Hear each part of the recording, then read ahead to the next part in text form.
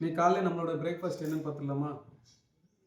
மீன் வந்து லைட்டாக மசாலாத்தூள் போட்டு தயிர் ஊற்றி மிக்ஸ் பண்ணி லைட்டாக தோசைக்கல்லில் போட்டு எடுத்துருக்கேன். இதில் லைட்டாக லெமனை மிக்ஸ் பண்ணி சாப்பிட்றேன். நான் வந்து ஏன் மீன் உணவுகள் வந்து அதிகமாக எடுக்கிறேன் அப்படின்னா, மீன் உணவுகள் வந்து பார்த்திங்கன்னா செரிமானத்துக்கு நல்லா உதவும். ப்ளஸ் வந்து நான் காலையில் டைமில் எடுக்கிறதுனால எனக்கு வந்து குட் சோர்ஸ் ஆஃப் எனர்ஜி வந்து காலையில் பிரேக்ஃபாஸ்ட்டில் எனக்கு கிடைச்சிடும். ஒன்று. ரெண்டாவது வந்து இந்த மீன் உணவுகளில் வந்து பார்த்திங்கன்னா உங்களுக்கு ஃபேட்டி லிவர் இருந்துச்சு அப்படின்னா ஃபேட்டி லிவர் ரெடியூஸ் ஆகிறதுக்கு மீன் உணவுகள் தொடர்ச்சியாக ஒரு 3 மாதம் எடுத்துகிட்டு வந்தீங்கன்னா உங்களுக்கு ஃபேட்டி லிவர் வந்து இருக்காதுங்க. 2.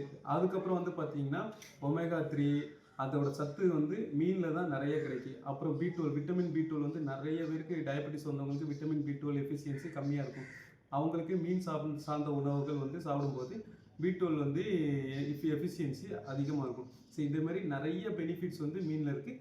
இதெல்லாம் தாண்டி உங்கள் உடம்புக்கு தேவையான ப்ரோட்டீன் வந்து அதிகமாக இந்த மீன்லேருந்து கிடைக்குங்க.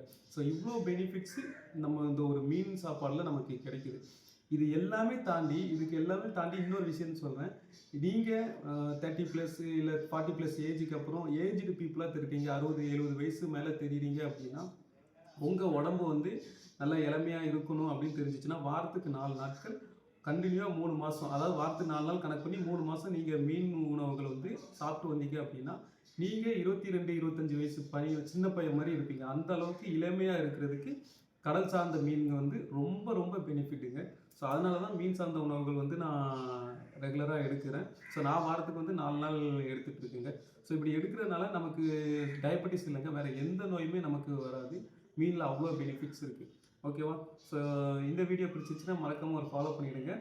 இதேமாதிரி யூஸ்ஃபுல்லான வீடியோ வேணால் என்னோடய சேனலோட சப்ஸ்கிரைப் பண்ணிவிடுங்க. பாய்.